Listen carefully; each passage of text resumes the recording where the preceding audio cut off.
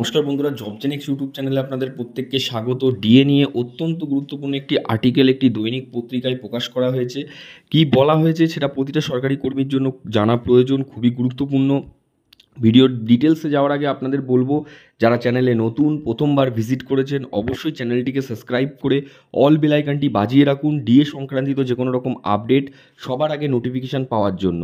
এবং অবশ্যই ভিডিওটি জনস্বার্থে অনেক অনেক শেয়ার করে দিন, ভিডিওটি সকলের কাছে পৌঁছে দিন। কি বলা হয়েছে দেখুন, মিলবে মোটা টাকা, ডিএ তো বাড়লই, এবার সরকারি কর্মীদের জন্য এলো আরেকটি বড় সুখবর। তো সরকারি কর্মীদের জন্য কি সুখবর পাওয়া যাচ্ছে এবং ডিএ বাড়ার কথা বলা হচ্ছে, কি বলা হচ্ছে বিস্তারিত চলুন দেখে নিই। লোকসভা ভোটের প্রচারে ১ মাসে অতিরিক্ত মহার্ঘ ভাতা ও ডিএ দেওয়ার কথা ঘোষণা করেছিলেন মুখ্যমন্ত্রী মমতা বন্দ্যোপাধ্যায়।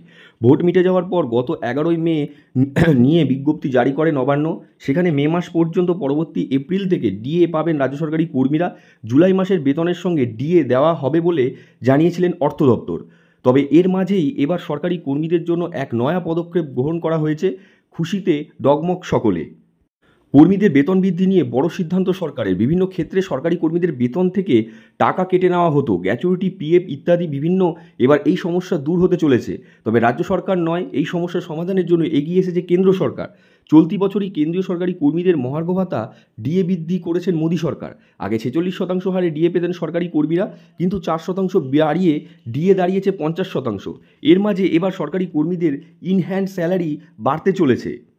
সূত্রের খবর, গত 21শে জুন ইপিএফও তরফ থেকে একটি বিজ্ঞপ্তি জারি করা হয়েছে, যেখানে বলা হয়েছে 2013 সালে 1 সেপ্টেম্বরের পরে যে সকল কেন্দ্রীয় সরকারি কর্মী কাজে যোগ দিয়েছেন তাদের বেতন থেকে আরও গ্রুপ ইন্স্যুরেন্স বাবদ টাকা কাটা হবে না, এবং সরকারি কর্মীদের বেতন থেকে যে টাকা কাটা হয়েছে সে টাকা ফিরিয়ে দেওয়া হবে।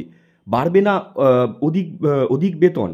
আসছে, দেখতে পাচ্ছেন 1982 সালের জানুয়ারি মাসের কেন্দ্রীয় সরকারি কর্মীদের জন্য চালু করা হয়েছিল গ্রুপ ইন্স্যুরেন্স স্কিম।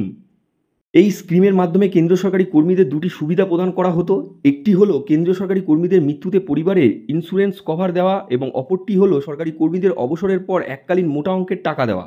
আর এজন্যই মাসে কর্মীদের বেতন থেকে টাকা কাটতো ইপিএফও। অবশ্য গ্রুপ ইন্স্যুরেন্স বাবদ সরকারি কর্মীদের বেশি বেতন কাটা হতো না। বিগত প্রায় 11 বছর ধরে এই বাবদ সরকারি কর্মীদের বেতন থেকে যে টাকা কাটা হয়েছে সে অর্থ এবার সরকারি কর্মীদের পকেটে ফিরিয়ে দেওয়া হবে।